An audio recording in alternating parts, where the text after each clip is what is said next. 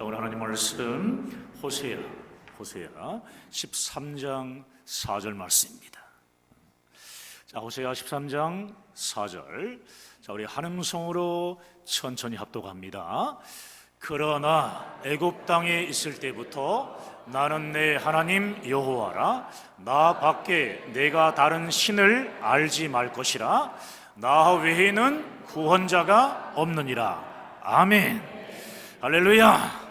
자, 우리 서로 앞뒤 좌우로 교제하시면서 함께했습니다. 잘 되고 있습니다. 하나님이 하시면 다 됩니다. 우리 러시아 우리 성회사님 네 오셨는데 감사합니다. 예수님의 십자가를 깊이 묵상하는 사순제를 지내며 성경의 근본 진리와 교회의 근본 사역이 무엇인지를 우리가 온전히 알기 위해서 설교하려고 합니다. 사랑하는 여러분, 여러분은 우리를 공격하는 악한 마귀의 전술이 무엇인지 생각해 보셨습니까? 과연 악한 마귀는 어떤 전술을 가지고 우리를 공격할까? 악한 마귀는 항상 말씀의 근본을 떠나게 만드는 함정을 파고요, 우리를 끝까지 유혹합니다. 다시 말해서 본질이 아닌 엉뚱한 기준을 가지고 살도록 우리를 유혹한다는 겁니다. 여러분, 성경에서 말하는 근본 진리는 무엇입니까? 성경의 근본 진리 첫 번째는, 자, 화면에 띄워주시겠어요? 모든 사람이 다 죄인이라는 겁니다. 따라해 볼까요? 모든 사람이 다 죄인이다.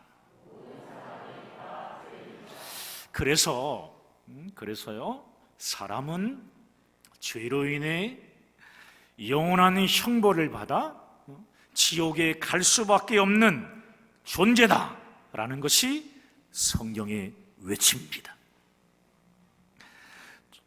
사람들이 스스로의 노력으로 여러 가지 종교, 철학, 도덕, 선행을 다 시도해 보아도 하나님께로 갈 수 있는 구원의 길이 없다는 것이 바로 성경의 진리입니다.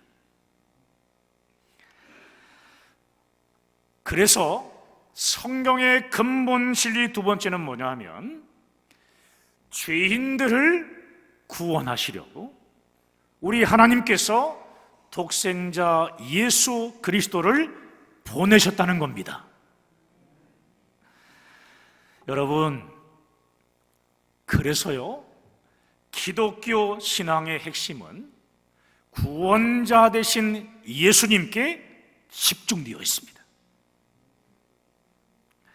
우리의 죄를 사해 주시려고 십자가에서 속죄의 피를 흘려 주신 예수님을 자신의 구원자로 믿으라는 것입니다. 믿어지십니까? 우리의 죄를 사해 주시기 위해 그 고통을 감당하시면서까지 저와 여러분을 살려주신 그분이 믿어지는 것, 성령께서 하시는 일입니다. 사랑하는 여러분, 오직 예수님만이 우리의 유일한 구원자라는 것이 성경의 두 번째 진리이고요, 세 번째, 성경의 근본 진리 세 번째는 뭐냐 하면, 구원받은 하나님의 자녀들은 예수의 피를 힘입어 하나님께 예배할 수 있다는 겁니다. 오늘 여러분 예배 현장 오신 분들을 축복합니다. 우리 옆 사람 얼굴 보시면서 오늘 잘 오셨습니다. 그렇습니다. 구원받은 하나님의 자녀들이 하나님께 예배하기 위해서 모인 것이 어디입니까? 교회입니다. 교회, 주님의 살과 피로 세운 교회입니다. 예수님을 나의 구주로 믿어 하나님의 자녀로 거듭난 자들이 누릴 수 있는 최고의 특권, 그것이 바로 예배라는 말씀이에요. 예배. 자, 성경의 근본 진리 네 번째는 교회에는 복음 전파의 사명이 있다는 겁니다. 복음 전파의 사명. 사랑하는 성도 여러분, 하나님은 구원받은 소수의 사람들만 원하는 것이 아니라 모든 사람이 구원받기를 원한다라고 디모데전서 2장 4절을 통해 말씀합니다. 그러므로 예수님의 피값으로 이 땅에 세워진 모든 교회는 세상 사람들에게 예수님의 십자가 복음을 전하는 선교 사명을 감당해야 합니다. 아멘. 그렇습니다. 한 가지 중요한 사실이 있어요. 복음을 전파하기 위해서는 양육을 통해 복음을 전하는 제자들을 온전히 세워나가야 한다는 것입니다. 그래서 예배, 복음 전파, 양육을 교회의 3대 사역이라고 합니다. 예배, 복음 전파, 양육. 하나님께 예배를 드리고 복음을 전파하는 선교를 하고 복음을 전할 수 있도록 제자를 양육하는 이 교회의 3대 사역은 반드시 교회가 감당해야 하는 교회의 근본적인 사역입니다. 아멘. 그런데요, 이러한 교회의 근본적인 사역에 대해서는 다루지 않고 엉뚱한 것을 다루는 이상한 접근들이 많이 있어요. 교회는, 기독교는 구제 사역을 해야 한다. 구제다. 기독교를 한마디로 얘기하면 구제다. 또 빈민 사역이다. 또 어떤 사람은 사회개혁이다. 선행이다. 여러분, 이 교회의 중심이 엉뚱한 데로 가 있다는 말씀이에요. 마귀가 이끌어가는 세상 풍조에 속아서 교회의 근본 진리를 완전히 잃어버리고요, 인본주의적인 기준을 가지고 얼마나 많이 선행을 했는가로 교회를 판단하는 것에 지금 많은 사람들이 속고 있습니다. 구제나 선행 같은 사역은요, 교회의 근본 사역을 잘 감당하게 되면 자연스럽게 따라오는 부수적인 사역임을 우리는 기억해야 합니다. 기준을 옮겨간 마귀의 이 농간에요, 이 사탄의 농간에 지금 다들 속고 있는 겁니다. 사랑하는 여러분, 교회는 세상의 소리에 일일이 반응하며 비위를 맞추려고 하시면 안 돼요. 세상의 비위를 맞추려 하지 말고 오직 성경에 맞추려고 해야 합니다. 그래서 우리 반응은 오직 성경이 기준이 되어야 되는 거예요. 성경에 반응하게 되면 성경의 근본 진리가 온전히 나타나게 되어 십자가 대속으로 죄인을 구원하신 우리 주 예수 그리스도를 믿음으로 붙잡게 됩니다. 성경은 모든 인간은 다 죄인이라며 인간의 죄를 적나라하게 드러내는데요, 세상도 인간의 죄를 폭로합니다. 세상과 성경이 죄를 말하는 것이 똑같아 보이지만 다른 것이 하나 있어요. 그것이 뭔지 아세요? 목적입니다. 목적. 세상에서 인간의 죄를 폭로하는 목적은 뭡니까? 구원자이신 예수님을 통해 죄인된 인간을 구원하기 위함인 거죠. 예수님 외에는 우리가 살 길이 없습니다. 이렇게 회개가 나오도록 하라는 겁니다. 예수님 외에는 살 길이 없습니다. 그런데 마귀가 주장하는 세상에서 인간의 죄를 폭로하는 목적은 사람을 죽이고요, 사람을 멸망하게 하는 겁니다.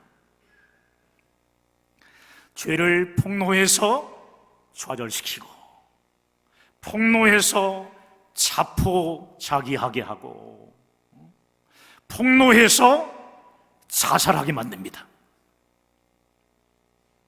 이처럼 우리를 죽이려고 하는 마귀의 이 정죄와 하나님께서 성령으로 우리에게 죄를 보여주심으로 우리로 회개하게 하는 것은요, 근본적으로 다른 거예요.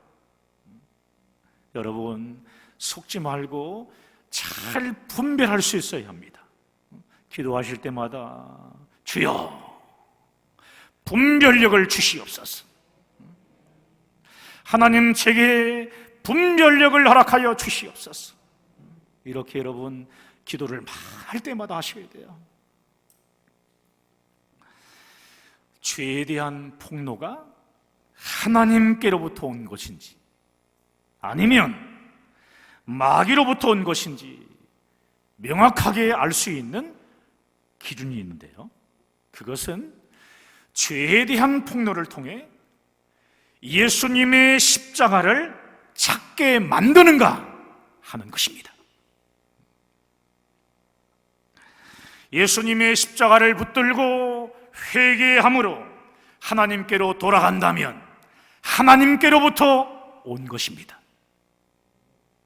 그러나 삶이 망했다며 절망 속에서 삶을 포기한다면 그것은 누구로부터 온 거예요? 마귀로부터 온 것입니다. 사랑하는 여러분, 성경은 죄의 폭로를 통해서 인간의 선행이나 공로 같은 행위를 가지고는 구원받을 길이 없음을 철저하게 증거합니다. 그래서 인간이 죄에서 구원받을 수 있는 길은 오직 예수의 피밖에 없다, 예수 그리스도의 십자가밖에 없다는 것을 강력하게 증거하고 있는 것입니다. 할렐루야. 반면에 마귀는 어떨까요? 인간의 죄를 폭로하며 너는 이제 가망이 없다, 너는 절대로 회복할 수 없다, 이렇게 포기하고 끝내라고 계속 말합니다.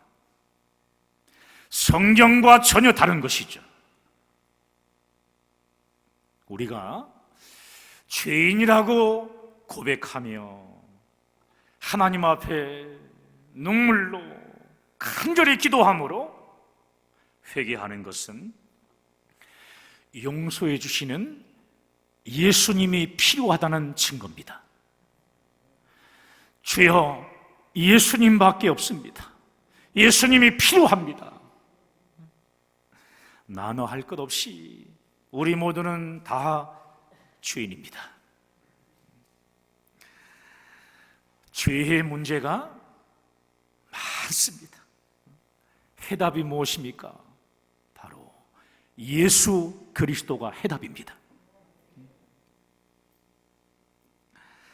피 흘림이 없이는 죄사함이 없기 때문에 십자가에서 속죄의 피를 흘려주신 예수 그리스도만이 우리의 이 죄 문제를 해결해 주시는 유일한 구원자이신 것을 믿습니다.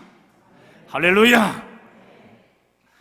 죄의 문제를 얘기하면 우리 가운데 그 누구도 나는 완벽한 인간이라고 말할 수 없죠. 나나 할 것 없이 누구나 다 죄인입니다. 당연한 거죠.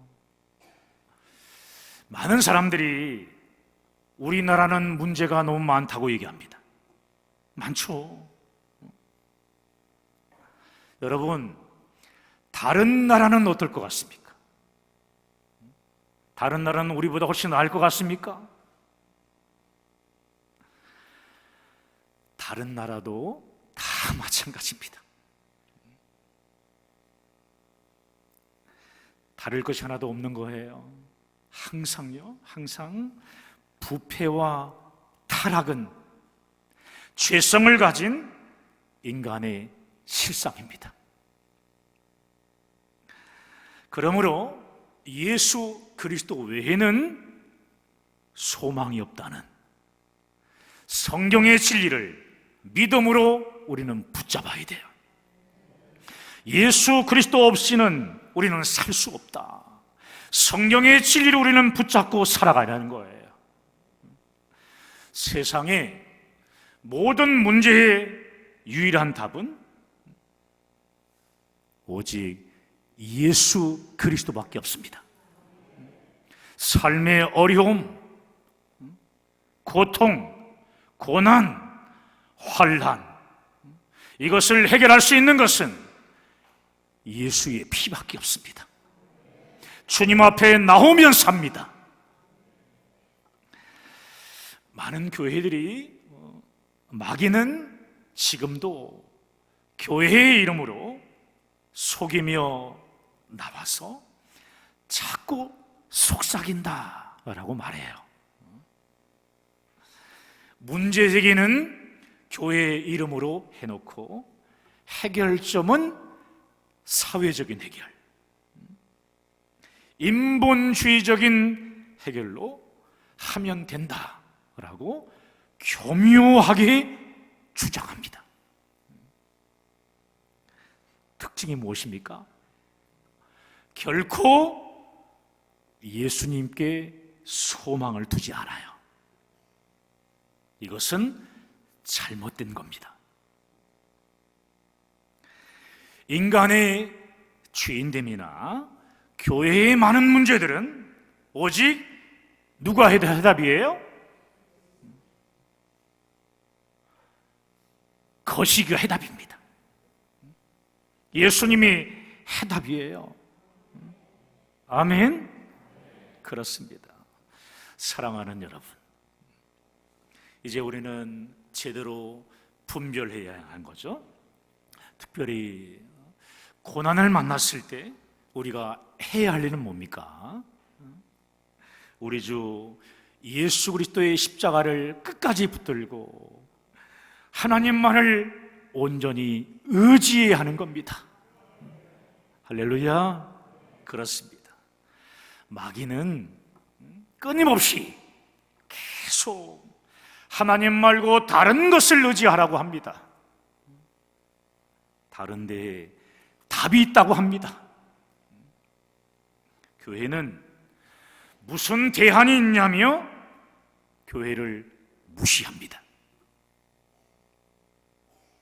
말씀에 무슨 대안이 있냐며 말씀의 권위도 무너뜨리고, 목회자의 설교를 공격하기도 하고, 영혼을 구원하는 선교를 못하게 하다가 결국요 마지막에는 예배까지도 못하게 만듭니다. 우리는 이러한 마귀의 전술과 괴계를 성경의 근본 진리를 가지고 반드시 이겨야 하는 것입니다. 바울과 실라가요 옥에 갇혔습니다. 그럴 때 깊은 옥에 갇혔다고 했어요. 그때 했던 것이 무엇입니까? 자, 사도행전 16장 25절 말씀입니다. 자, 함께 시작. 한밤중에 바울과 실라가 기도하고 하나님을 찬송하며 죄수들이 듣더라. 아멘. 바울과 실라는 옥에 갇혔을 때 뭘 했어요? 기도하고 찬송을 했습니다. 다시 말해 고난의 자리에서 하나님께 예배를 했어요. 예배를 드린 겁니다. 그랬더니 옥문이 즉시 열리지 않습니까? 옥문이 열린 후에 어떤 일이 일어났습니까? 어떤 사건이 전개되죠? 간수장에게 복음을 전하는 놀라운 복음 전파의 역사가 나타났습니다. 주 예수를 믿으라. 그리하면 너와 온 집이 구원을 받으리라. 할렐루야. 그렇습니다, 여러분. 감옥에 갇힌 형태와 모양은 다르지만 감옥에 갇힌 고난의 그 시간 중에서 예수 그리스도의 십자가를 끝까지 붙들고 찬양하고 기도로 하나님께 예배했을 때 고난의 옥문이 열리는 기적이 일어나게 된 것입니다. 할렐루야. 또한 간수장과 그 가족이 바울이 전하는 예수 그리스도의 십자가 복음을 듣고 구원을 받는 놀라운 구원의 역사가 일어났습니다. 그러므로 우리가 해야 할 일은 무엇일까요? 교회가 교회다워지고요, 성도가 성도다워질 수 있는 것은 누구나 원망하고 불평할 수 있는 고난의 자리에서도 해결할 수 있는 분은 오직 예수님밖에 없음을 고백하면서 예배의 자리에 나와야 합니다. 오늘 온라인 예배에 동참하신 분들은 다음 주부터 꼭 나오시기 바랍니다. 이 예배의 자리에 오직 예수님밖에 없다, 하나님밖에 없다, 이를 고백하면서 주님과의 관계를 더 가까이 하고 성도들과의 관계를 생각하면서 우리 예배의 자리에 나와야 하는 거죠. 사랑하는 여러분, 아무것도 할 수 없는 수치와 고난의 자리에 지금 서 있습니까? 어떻습니까? 사람의 눈치를 보는 인본주의적인 방법을 의지하지 마십시오. 그러면 죽습니다. 다른 방법은 없는 겁니다. 오직 예수님의 십자가 앞에 엎드려야 살 수 있습니다. 바울과 실라처럼 예배를 회복해야 살 수 있는 겁니다. 사랑하는 늘사랑교회 성도 여러분, 예수님의 십자가의 놀라운 그 능력을 기억하면서 구원의 십자가를 붙드십시오. 그리고 예배를 회복하십시오. 예수님과 여러분의 집이 구원을 받는 놀라운 구원의 역사, 생명의 역사들이 나타나게 되시기를 주님의 이름으로 축원합니다. 축원합니다. 오늘 말씀 붙잡고 우리 함께 간절히 기도하십시다.